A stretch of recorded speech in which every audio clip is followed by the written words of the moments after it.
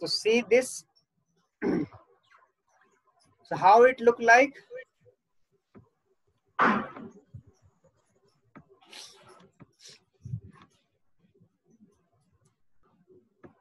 Hello, आगे सब लोग? Yes sir. हाँ ठीक है।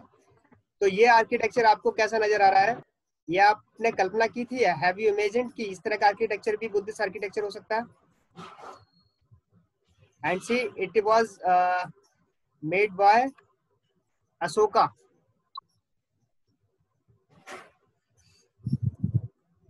One second.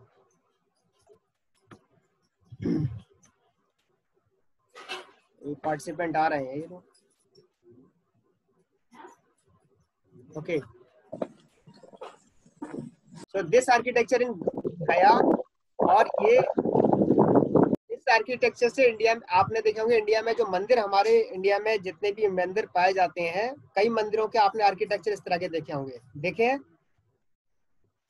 Yes sir. Yes sir. तो उस वक्त ये समझ लीजिए कि अशोक काल में ही उसकी जो है शुरुआत हो चुकी थी उस तरह के आर्किटेक्चर्स की। ठीक है ना? और ये बनाया था बुद्ध गया में अशोक ने। ठीक है, अगर किसी ने विजिट किया होगा तो ये देखा होगा। कोई गया है क्या? गया कोई बोध गया क्या गया है? नहीं। तो कभी आप तो ये भी अपने आप में बहुत ही ज्यादा विशाल और खूबसूरत है। कभी आप जाके विजिट करो तो आपको एक और ऐसा जगह दिखाई देगा कि वाकई में इंडिया में इतना कुछ छुपा हुआ है दैट वी डोंट नो। आप ले जाना।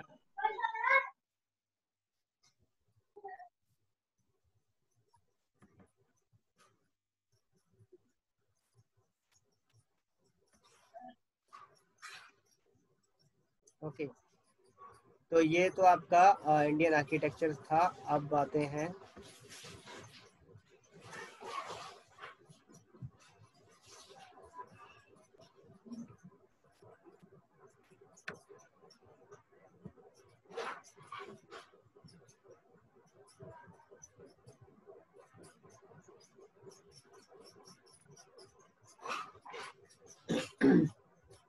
अभी मैं कुछ बर्मा का आपको आर्किटेक्चर दिखाता हूँ। हालांकि अभी हम वैसे इंडिया के डिस्कस कर रहे हैं। ये बर्मा का है, ये बर्मा का विहार है। बर्मा में इस तरह के रहते हैं। ठीक, ये बीच में गोल जैसा बनाते हैं बट इसको लंबा ऊपर ले जाते हैं, ऊपर ऐसे लंबा ले जाते हैं। ठीक है ना? ये तो सारे हमारे इंडियन स्टाइल ही हैं और इसको पैगोडा कहते हैं। ये जो लंबा सा जा रहा है ये पैगोडा, ये पहाड़ों पर मिलाई दिखाई देगा। दीज आर स्तूपास, ये पैगोडा। मुंबई में इसी तरह का एक पैगोडा है जिसमें एक साथ 10,000 लोग बैठ सकते हैं। मुंबई में एक पैगोडा है, ठीक है, गोयंका जी का। तो वहां पर 10,000 लोग एक साथ मेडिटेशन करते हैं, एक साथ 10,000 people at A time.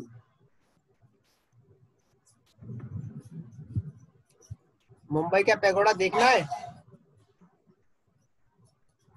Mumbai का पैगोडा, तो पैगोडा दरअसल ये पहाड़ों से आया कंसेप्ट है। पहाड़ों में जो बुद्धिस्ट आर्किटेक्चर बने तो वो उसी तरह के कंसेप्ट में। आपने कुछ गांव में भी आपने देखे होंगे, गांव में कुछ झोपड़ी होती है जो कि फूस की बनी होती है। तो गांव में भी जो आपने फूस की जो झोपड़ियां देखी हैं या गोल घेरे की झोपड़ियां देखी होंगी, ठीक है, गांव में, बहुत देहात गांव में, खासकर आप ईस्टर्न साइड में जाएंगे या साउदर्न साइड में जाएंगे तो आपको ये सब चीजें काफी दिखाई देंगी। गांव के आर्किटेक्चर जो पुराने समय से अभी भी जो फूस के गांव।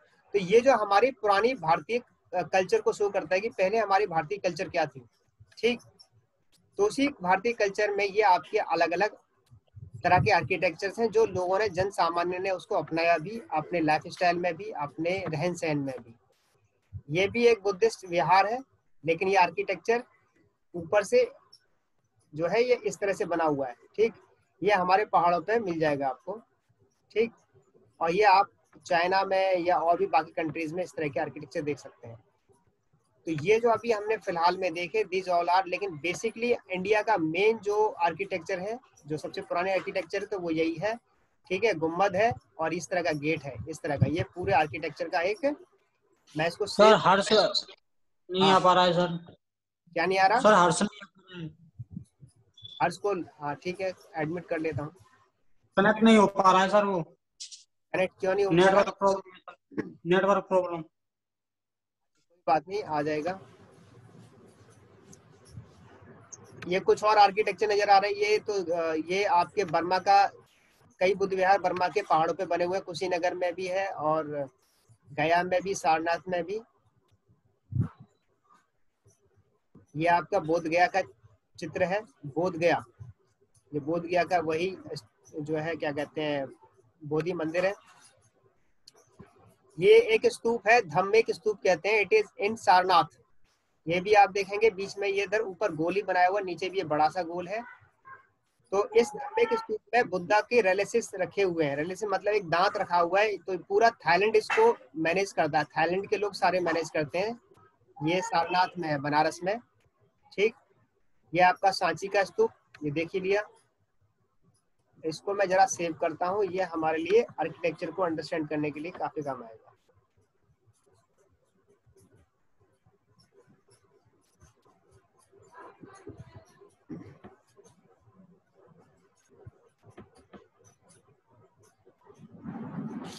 ये पहाड़ों पर आर्किटेक्चर मिलता है। ठीक, हैप्ट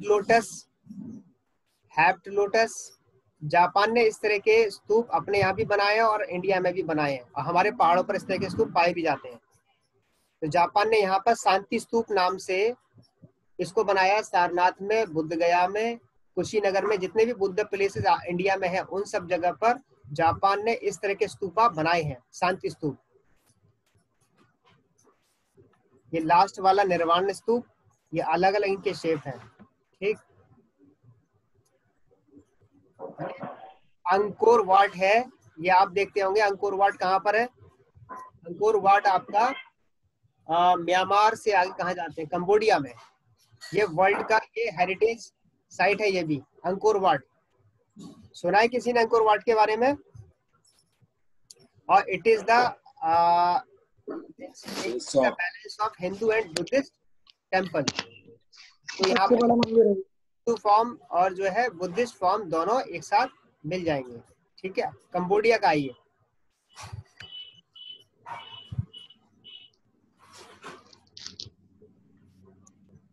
ओके, ठीक है। अभी मेन बेसिक जो चीज हमें समझनी थी वो हमने समझ ली।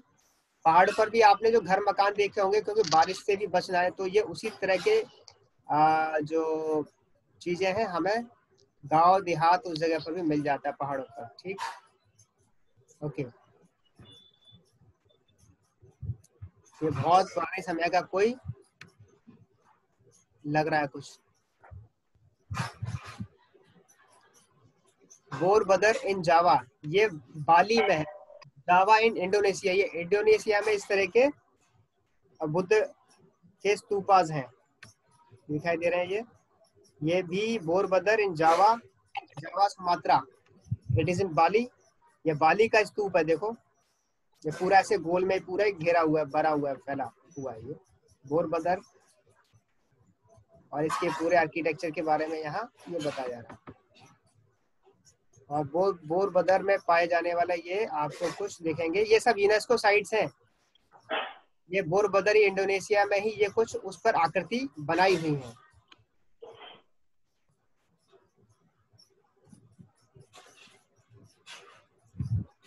ये इसका एक पुराना एक पेंटिंग फॉर्म है।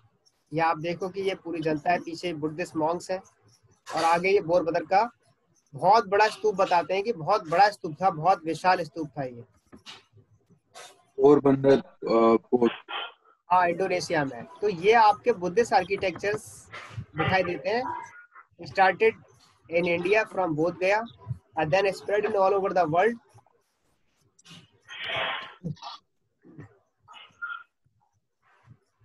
सर जब पहले इंडिया मुगलों से पहले और बिल्कुल फ्री था, कोई शासक नहीं था, और जब इंडिया का नाम था जम्बूद्वीप, तो सर उस टाइम में मलेशिया और इंडोनेशिया और सर पाकिस्तान तो ऑब्वियसली सर ये सब कंट्रीज इंडिया में ही थी। नाम बताओ पहले, मतलब नाम ये सब एक ही था। अपना नाम बताओ। सर ओजस्वी। अच्छा, क्या पूछ रहे हो तुम? सर जब इंडिया में कोई भी शासक नहीं था और कोई भी सर राजा वगैरह कोई नहीं था और बिल्कुल शांति थी, तो सर, और सर हम इंडिया का पहले नाम था एंशिएंट टाइम्स में जम्बूद्वीप। जम्बूद्वीप। हाँ जी सर। तो सर ये मलेशिया, सिंगापुर और इंडोनेशिया ये भी इंडिया में ही था क्या? क्योंकि सर इंडिया बहुत फैला हुआ था उस टाइम पर। ये बिल्कुल सही कहा तुमने कि वो ऐसा था कि इंडिया मतलब ये पूरा एशिया एक रीजन था, ठीक है। South east Asia, south Asia और कुछ ये मिडिल ईस्ट का पार्ट, मिडिल ईस्ट का भी जी पार्ट, सर। ठीक। और यहाँ से लेकर के कुछ सेंट्रल एशिया से नीचे तक का पार्ट, सेंट्रल एशिया तक ऊपर नहीं, उत्तरी ध्रुव तो नहीं, तो यहाँ तक पूरा एक बहुत बड़ा शासन था भारत का। और ये जो पूरा क्षेत्र था, खासकर यहाँ से अगर हम यहाँ से देखें, खासकर ये अफगानिस्तान से लेकर के ये जो आपका इंडोनेशिया तक का सारा एरिया आता है, तो ये पूरा इलाका जम्बूद्वीप कहलाता था। और जम्बूद्वीप से मतलब क्या है इसका? जम्बूद्वीप मतलब, जम्बू का मतलब होता है इन संस्कृत और इन पाली क्या होता है? बहुत बड़ा। है? सर जम्बू मतलब सर बड़ा होता है, हाँ, विशाल। जम्बू, जम्बू माने होता है जामुन। जामुन को पाली या संस्कृत में देखेंगे आप जम्बू मिलेगा, ठीक है। तो हमारे यहाँ पर ये जो क्षेत्र है, इस एरिया में, ये एरिया इंडिया का, इसमें जामुन के पेड़ बहुत बहुत ज्यादा होते थे, बहुत ज्यादा, ठीक। हालांकि हमारे यहाँ आम के भी पेड़ बहुत, हमारे अभी तो ये इतने ज्यादा जामुन के पेड़ होने के वजह से ये सर? जगह जम्बू द्वीप कहलाई, क्योंकि ऐसा द्वीप जहाँ पर जामुन के वृक्ष ज्यादा है। तो पहले जो जगहों के नाम होते थे वो वहाँ की ज्योग्राफिकल लोकेशन के नाम से, आज भी हमें कई पुराने जगहों के नाम दिखाई दे जाएंगे तो उनकी ज्योग्राफिकल लोकेशन के हिसाब से होते हैं नाम। हाँ बताओ। सर वेटिंग रूम में कुछ लोग हैं, उनका डिस्कनेक्ट हो गया था। अब जैसे कि इसको कैसे और समझेंगे हम कि जम्बूद्वीप एक जामुन के वृक्ष भारत में या भारतीय आसपास के क्षेत्र में सबसे ज्यादा थे, तो ये इसलिए जम्बूद्वीप इस तरह से नाम पड़ा। अब आप बताओ कि आगरा का नाम आगरा कैसे पड़ा? किसी को आइडिया है? सर वेटिंग रूम में कुछ स्टूडेंट्स हैं सर, उनको मैंने एडमिट कर दीजिए। ऐड कर लिए, ऐड कर लिए। ये सब भी स्तूपा के फॉर्म्स हैं, ठीक है, फैले हुए रहते हैं। ये सब ऐसा है कि टूट गए या रिलिसिस में काफी कुछ बचा है, कुछ साबुत सर है। ऐसा बोलते थे कि सर आगरा में कोई आता था तो सर उसका मतलब लक बहुत खराब होता था, तो बोलते थे कि आग गिरा यहाँ पर। आ गिरा, ये तो हो गया आ गिरा, ये तो सही हो गया, ठीक है। बट उसके अलावा भी आगरा का नाम ऐतिहासिक तौर पर, इसकी इतिहास क्या है, what is the history that the Agra, the name Agra है, तो वो कैसे है, हाउ इज इट, बताओ। रिवर्स की वजह से। है? रिवर्स की वजह से। इसकी आपने वजह से, बताया था सर एक बार। इसकी वजह से, रिवर्स की वजह से। जोर से बोलो। रिवर्स रिवर्स रिवर, नदियां। रिवर्स। हाँ जोर से क्यों नहीं बोलती? ये क्योंकि नदियों की इसका वजह ना से नहीं। एंशिएंट नेम अग्रवन था। अग्रवन, यस, अग्रवन। अग्रवन क्यों? आगरा में, आगरा जो है, अगर वन हिस्ट्री की पढ़ते हैं वजह तो से। आगरा में 12 मेन फॉरेस्ट थे। आगरा जो है जंगलों के लिए जाना जाता था, यस ठीक है। Sir, one. 12 जंगल थे, 12 मेन फॉरेस्ट में सबसे मेन फॉरेस्ट था अग्रवन। अग्रवन वो जिसमें हम और आप लोग यहाँ रहते हैं, मतलब ये जो शहर आगरा है ना, जो अभी शहर बन गया है ये एरिया दरअसल अग्रवन था। और इसे अग्रवन क्यों कहा? ऐसे और भी फॉरेस्ट थे आगरा पूरे डिस्ट्रिक्ट में आसपास। आगरा डिस्ट्रिक्ट तो अब अलग अलग भी हो गया, फैजाबाद अलग हो गया, काफी चीजें अलग अलग हो गई, तो मथुरा तक ये पूरा इलाका ऐसा आता है। तो ये जो अग्रवन है, इसमें 12 मेन फॉरेस्ट पाए जाते थे, जिसमें जो बीच वाला था ये था आपका अग्रवन। यानी कि अग्रवन क्यों कहा गया? अग्र इन संस्कृत एंड इन पाली, अग्र का मतलब होता है खारा। क्या होता है? खारा। खारा पानी। हाँ, और यहाँ खारा पे पानी था। कैसा मिलता है? यहाँ पानी कैसा मिलता है? खारा। खारा खारा। तो अग्रवन यानी कि एक ऐसा जंगल कि जहाँ पर खारा पानी मिलता है। तो इससे पता चलता है कि हमारे देश में जो पुराने जितने भी नाम है वो ज्योग्राफिकल लोकेशन के नाम, ज्योग्राफिकल उसकी आइडेंटिटी की वजह से उसके नाम पड़े। समझ में आया ना कि एक ऐसी जगह जहाँ पर जामुन ज्यादा है, जम्बूद्वीप, एक ऐसी जगह जहाँ पर खारा पानी पाया जाता है वो अग्र, और वो भी कहाँ, जंगल में पाया जा रहा खारा पानी, यानी कि पूरा जंगल एरिया है और ये खारा पानी मिलता है जंगल में, इसलिए उस जगह का नाम है अग्रवन। और इसके हिस्ट्री के बारे में कई राइटर्स ने लिखा है, ठीक है, और उसी से हमें इसके बारे में जानकारी मिलती है। और इसी अग्रवन में रहने वाले लोग अग्र लोग भी कहलाए गए। जैसे कि आप जैसे कि एक वैश्य कम्युनिटी में अग्रवाल देखते होंगे, तो वो काफी समय से यहाँ रहते आए हुए हैं, तो वो एक टाइटल उनके साथ चलता है अग्रवाल। हालांकि और भी लोग रहे हैं, तो ऐसा नहीं कि अग्रवाल लोग ही यहाँ पर आगरा में रहे हैं, बहुत सारे हर तरह के लोगों को हम यहाँ देखते हैं जो बहुत पुराने हैं, काफी समय के हैं, लेकिन ये जो अग्र टाइटल है वो वहीं से चलता हुआ आ रहा है, जो अग्रवन है वहां से, ठीक है ना। ओके, तो ये कुछ हमने देखा कुछ बुद्धिस्ट आर्किटेक्चर। कई बुद्धिस्ट आर्किटेक्चर आपको साउथ में नजर आएंगे। साउथ में अगर बुद्धिस्ट आर्किटेक्चर को देखें तो आप कुछ इस तरह से देखेंगे। ये कुछ दिखाई दे रहा है, ये नीचे कुछ दिखाई दे रहा है, आर्किट नीचे कुछ दिखाई दे रहा होगा आपको। साउथ में ये आपको कई जो है साइट्स हैं यूनेस्को की कर्नाटका में, तो यहाँ पर ये साइट्स आपको नजर आएंगी। ये बहुत पुरानी पुरानी साइट्स हैं, तो भरा पड़ा है पूरा आर्किटेक्चर इंडिया में। बस आपको खोजने की देर है। और दूसरा कि आपको ब्रॉड माइंडेड होना पड़ेगा, आपको खुले दिमाग से, खुली आंखों से पूरे देश को घूमना पड़ेगा, जानना पड़ेगा, समझना पड़ेगा। इतना कुछ छुपा हुआ है। आपको बहुत सारी पॉलिटिकल चीजों को एक साइड करके इंडिया को खोजना होगा अपनी खुली आंखों से, अपने खुले दिमाग से, ठीक है ना। तब आप इंडिया को जान पाएंगे और आपको पता चल पाएगा इंडिया में इतना टूरिज्म है, इतना टूरिज्म है। अगर टूरिज्म पे ही काम किया जाए तो हमें किसी भी और तरह की इंडस्ट्री की जरूरत ही नहीं है, हमें इंडस्ट्रीज की जरूरत नहीं पड़ेगी। टूरिज्म ही अपने आप में हमें इतना कमा के दे सकता है, हर किसी को रोजगार दे सकता है, इतना टूरिज्म है। ये रिसर्च यूनेस्को का खुद का किया हुआ है कि इंडिया अगर चाहे तो अपने टूरिज्म को वर्ल्ड में टॉप पे कर सकता है, हमारे सब लोगों को जॉब टूरिज्म दे सकता है। ये यूनेस्को का खुद का रिसर्च है। समय समय पर कई आर्टिकल्स, रिसर्च पेपर्स और जर्नल्स में छपते रहते हैं, जिससे इसके बारे में जानकारी मिलती है, ठीक है। तो बुद्धिस्ट आर्किटेक्चर के बाद थोड़ा सा हम हिंट देख रहे हैं जैन आर्किटेक्चर का। अभी बुद्धिस्ट आर्किटेक्चर में मैं तो अभी कुछ सर की आवाज सर गए गए ना, सर लेफ्ट हो गया लेकिन नहीं ये है मेरे, सर। सर की आवाज नहीं आ रही बस। अरे अभी आ रहा हूँ, ये मेरा हाँ ये यहाँ मुझे से नहीं दिख रहे। अनिकेत शर्मा होस्ट अभी आ जाएगा, रुक जाओ। आवाज आ रही है मेरी? आ रही है अरे सर आ रही है ब्रेक क्या आ सर, रही है कट कट कट के आ रही है। अभी ये शेयरिंग का इसका रुक गया है। मैं अभी दोबारा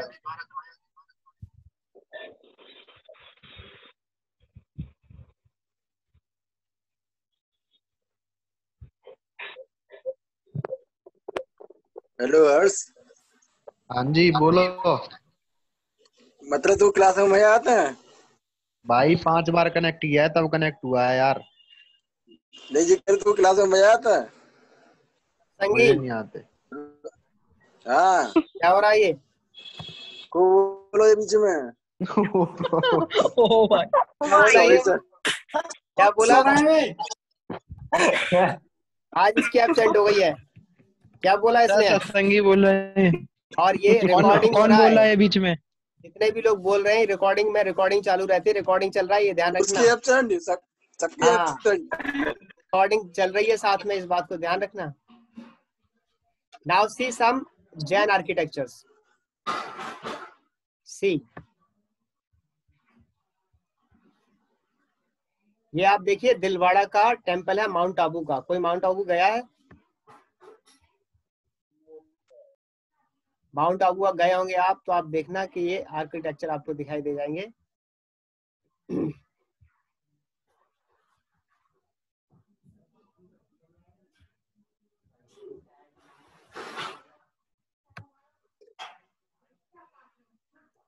ये एलोरा केव्स कुछ आ रही हैं। ये एलोरा केव्स, एलोरा में जो है बुद्धिस्ट भी है, जैन भी है, और कुछ शिवा इरेक्ट भी है। लेकिन अभी सब हम बुद्धिज्म, जैनिज्म एंड हिंदुइज्म। एक मिनट, ये कहाँ से आ जाते हैं ऐड वगैरह? आ जाते हैं सर गूगल पे। आप सीधा Dilwara temple. This is Jain architecture. Jain architecture की क्या खासियत है जानते हैं आप? Do you know any importance of the Jain architecture? If you have visited any place और रिलेटेड टू जैन।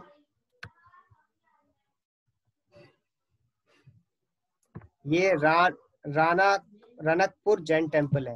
ये रनकपुर का जैन टेम्पल, जैन आइकॉनिक, ठीक है। और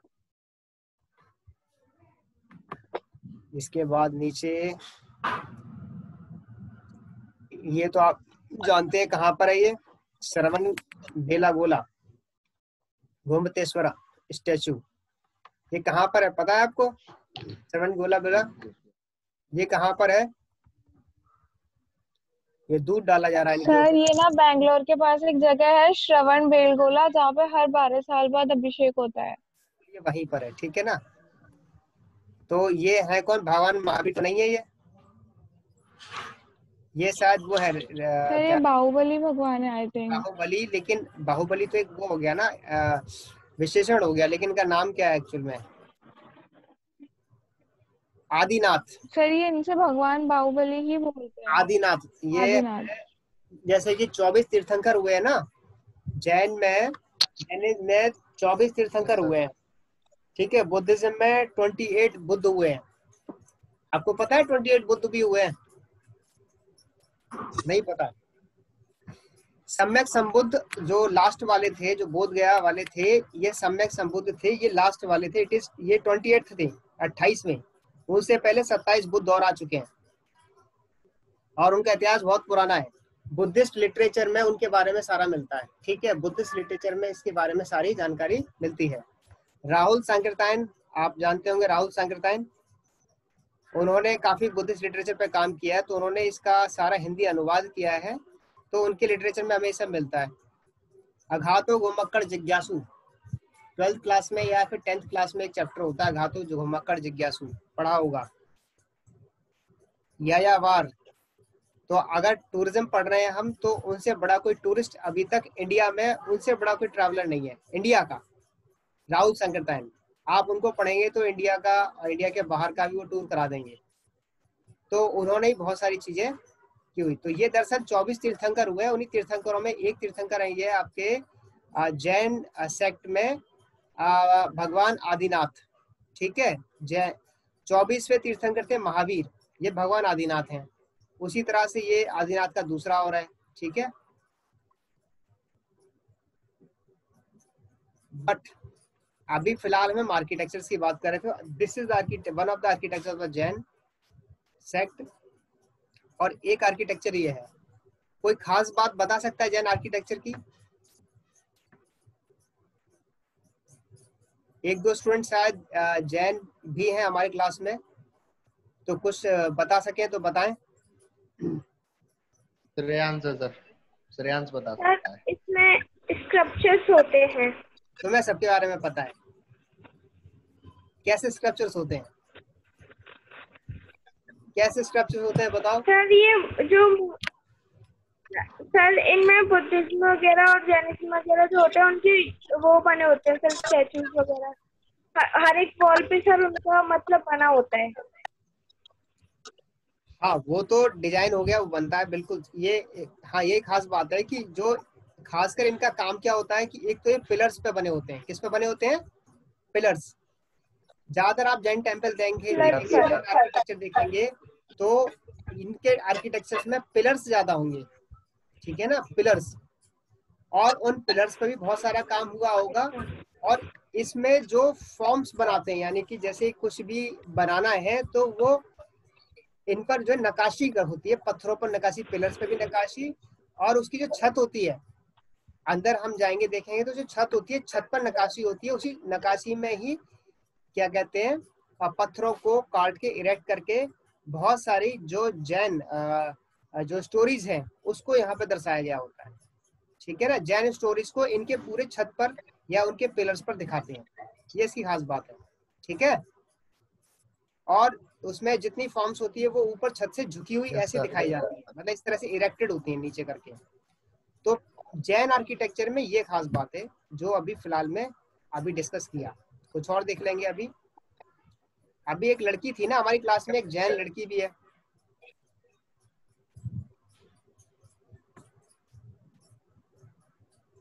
ये देखो एक छत का सीन दिखाई दे रहा है ये।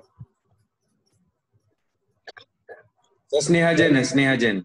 हाँ, ये देखो छत का कुछ सीन दिखाई दे रहा है ना, कि देखो कितना सुंदर अच्छा ऐसे बनाया हुआ है।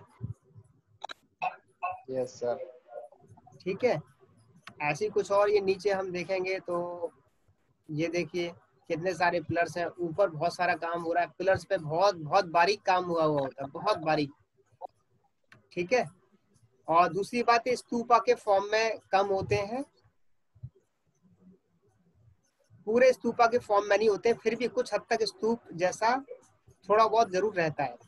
एग्जैक्टली वो तो नहीं, पुराना वाला एग्जैक्टली वो तो नहीं था, लेकिन फिर भी कुछ डोम लाइक ऊपर का वो स्ट्रक्चर तो रहता ही है, क्योंकि पहले जो इंडिया की संस्कृति थी तो वो बुद्धिस्ट से चलती आई, फिर एक जैन सेक्ट हुआ, तो फिर जैनिज्म में फिर उसको हमारा जो रहन वास्तुकला तो पुराना ही था। तो जो पुराना वास्तुकला है भारत का प्राचीन, वो जो है एक पीढ़ी के बाद दूसरी पीढ़ी पर एक फॉर्म के बाद दूसरे फॉर्म में वो नजर आता रहा है। उसको बदल बदल के ही सही, लेकिन वो नजर तो जरूर आया है। ठीक है, तो डोम लाइक स्ट्रक्चर आपको हर किसी में कहीं ना कहीं मिल जाएगा।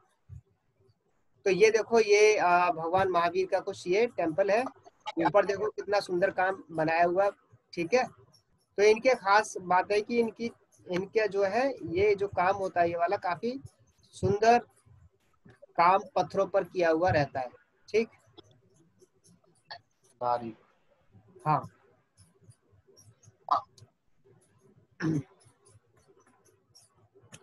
ये कुछ जैन गुफाएं हैं। ठीक है, जैन आर्ट आपको पत्थरों पर पूरे पहाड़ पर ये काट के बनाया गया है।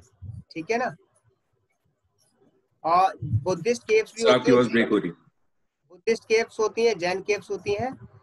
लेकिन इसकी पहचान अलग कैसे हो जाती है कि जो जैन केव्स होती हैं उसमें स्टैंडिंग पोजीशन में जो है तीर्थंकर के स्टैचूज बने होते हैं, और जो बुद्धिस्ट केव्स होती हैं उसमें बुद्धा का बैठा हुआ वाला रहता है। ठीक है,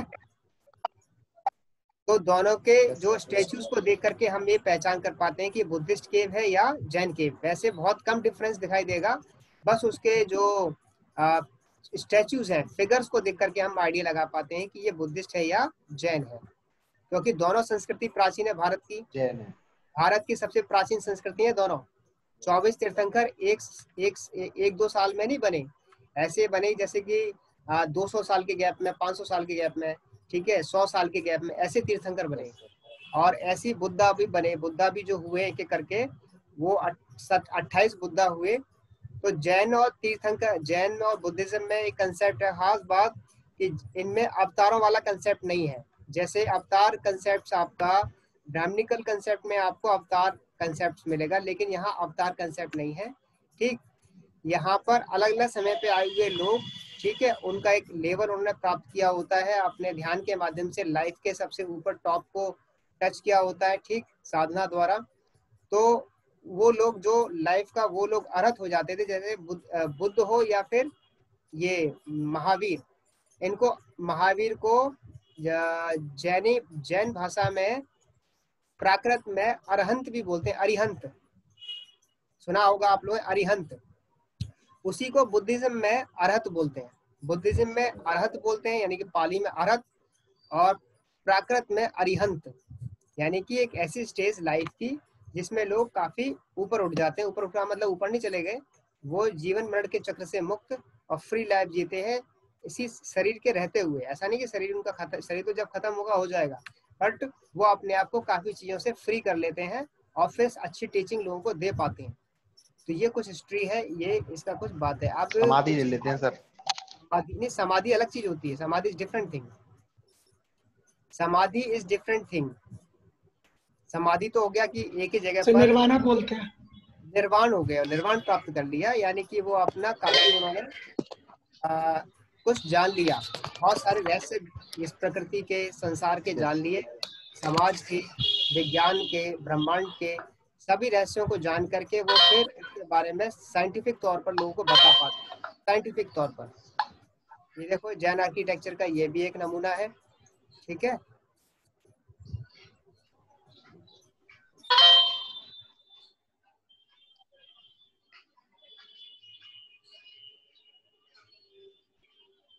जैन टेम्पल है, जैन टेम्पल और बुद्धिस्ट टेम्पल, हिंदू टेम्पल, इन तीनों में आपको डिफरेंस दिखाई दे जाएगा। हालांकि एक बार को देखने को लगेगा कि हिंदू टेम्पल है, लेकिन अंतर कैसे पता चलता है कि इनके जो टेम्पल्स हैं इन पर बाहर भी बहुत कलाकारी की होती है, अंदर भी बहुत ज्यादा कलाकारी होती है, ठीक है। बिल्कुल ऐसे स्ट्रेट फॉर्म में पत्थर नहीं रखे होंगे, या बहुत ज्यादा इनके मतलब ये जैन स्टोरीज को इनके पत्थरों से दिखाने का चलन है। दरअसल बुद्धिज्म में जो गेट होते हैं उस पर स्टोरीज दिखाई जाती हैं ज्यादातर। इसमें जो वॉल्स होती हैं, सॉरी ये क्या कहते हैं, जो भी इनके टेम्पल्स होते हैं या छत होती है, उन पर ऐसे दिखाया जाता है।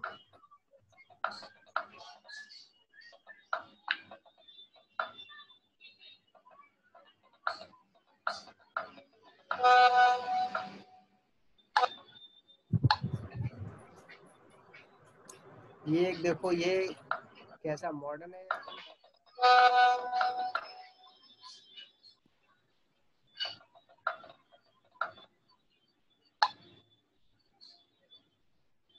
सर्वोदय जैन टेम्पल अमरकंटक, ये अमरकंटक में सर्वोदय जैन टेम्पल है। आप देखो कितना सुंदर काम है। गेट इनका अलग आकार का गेट नजर आ रहा है। अंदर जाएंगे तो अंदर भी एक गोलाकार फॉर्म में कुछ चीजें हैं, ठीक है। गेट पर भी कुछ काम हो रहा है, अंदर भी कुछ काम हो रहा है। ये देखिए खास करके छतरी वाला जो काम है, छतरी की सुंदरता वाला काम, ये आपको रेड फोर्ट पे भी दिखाई दे जाएगा और आपको फतेहपुर सीकरी में भी दिखाई दे जाएगा। फतेहपुर सीकरी में जो छतरी वाला काम है ना, जो छतों पर इतनी सुंदर आकृतियां बनी होती हैं, तो ये जो आकृतियां आपको फतेहपुर सीकरी पे दिखाई दे जाएंगी, तो उससे पता चलेगा कि फतेहपुर सीकरी में जैन आर्किटेक्चर का भी काफी अहम रोल है, ठीक है। ऐसे पिलर्स खड़े होंगे, ऊपर छतरी वाला काम होगा। तो this form is Jain form, okay. तो जैन फॉर्म देख लिया हमने, बुद्धिस्ट फॉर्म देख लिया कुछ, और अब कल हम देखते हैं कुछ गुप्ता पीरियड का फॉर्म देखते हैं, ठीक है ना। Okay sir. थोड़ा सा हॉस्पिटली ले लिया जाए। ऐसे आप सर्च करके काफी कुछ देख सकते हो। बाकी जो लोकेशन वाइज हम देखेंगे तो अलग से और कुछ देख लेंगे। यहाँ कुछ लिखा भी है, elements of Jain architecture. Jain temples have, क्या रहा लिखा हुआ ये, numerous pillars having a well designed structure forming squares, ठीक है। बहुत सारे पिलर्स पर टिका हुआ होता है। Having a well designed structure forming squares, squares में कुछ इसका फॉर्म बना हुआ पिलर्स का। The squares thus formed create chambers used as small chapels and contain the image of deity। और उसी के अंदर जाकर के कुछ चैम्बर होगा, वहां पर इनके डाइटी यानी कि महावीर स्वामी या जो भी तीर्थंकर हैं उनका इरेक्टेड फॉर्म में फोटोग्राफ होगा, ठीक है, सॉरी वो स्टेचू होगा। From these pillars there are richly carved brackets, और इन पर बहुत ही क्या कहते हैं, ये कार्विंग का काम होता है, वही जो है इस पिलर्स पर काफी कुछ काम किया होता है। That emerged at about 2/3 of their height.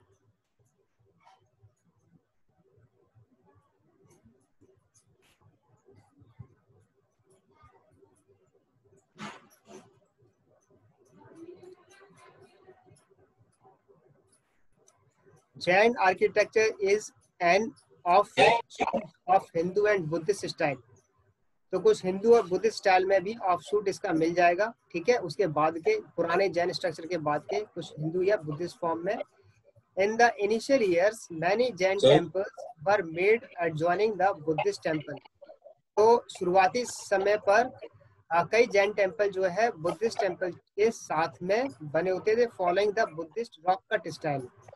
तो दरअसल ये जो फॉर्म जो इन्होंने अपनाया बुद्धिस्ट रॉक कट स्टाइल ही अपनाया। इनिशियली दीज टेम्पल्स शुरुआत में initially these temples were mainly carved out of rock faces, चट्टानों को पत्थरों को ठीक है काट के, and the use of BRICS was almost negligible, ईंटों का इस्तेमाल बहुत कम है, ठीक है, रॉक का ही इस्तेमाल ज्यादा है। However, in later years, Jain started building temple cities on hills, पहाड़ों पर based on the concept of the mountains of immortality, कि भाई माउंटेन पे कुछ बना दिया जाए तो वो कभी भी खत्म नहीं होगा। इस सोच को उन्होंने लेकर के आगे काम किया, इसलिए केव्स में भी हमें काफी कुछ दिखाई देता है। ठीक है ना। तो ये आपका जैनिज्म और बुद्धिस्ट आर्किटेक्चर हुआ।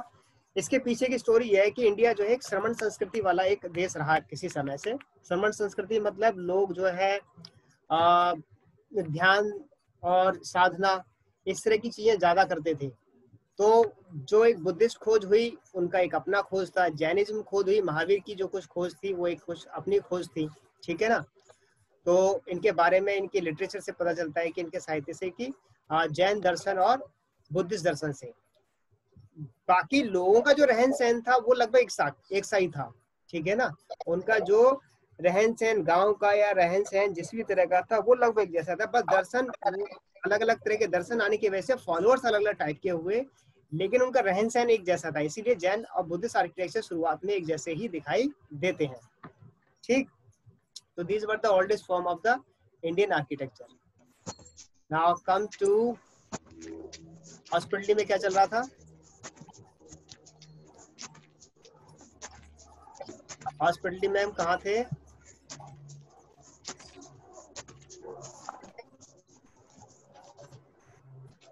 Multicultural awareness, right. उसके बारे में कुछ और डिस्कशन हमें करना था क्या अभी?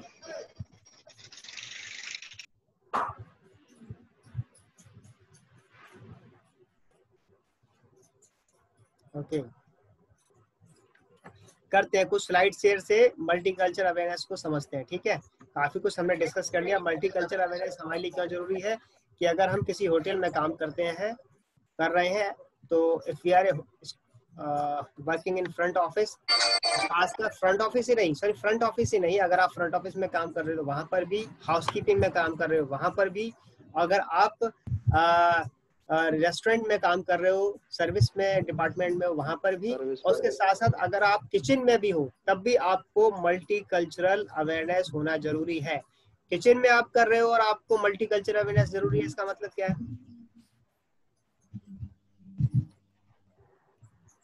सर उसमें ये है कि मतलब किसी दूसरे कंट्री का गेस्ट, मतलब किस कल्चर का गेस्ट है उसके अकॉर्डिंग उसकी डिशेस को प्रिपेयर करना सर। Yes definitely. तो उसको किस तरीके से पसंद आएगी डिशेस। हाँ, कि आपको अपने गेस्ट के टेस्ट के बारे में पता होना चाहिए।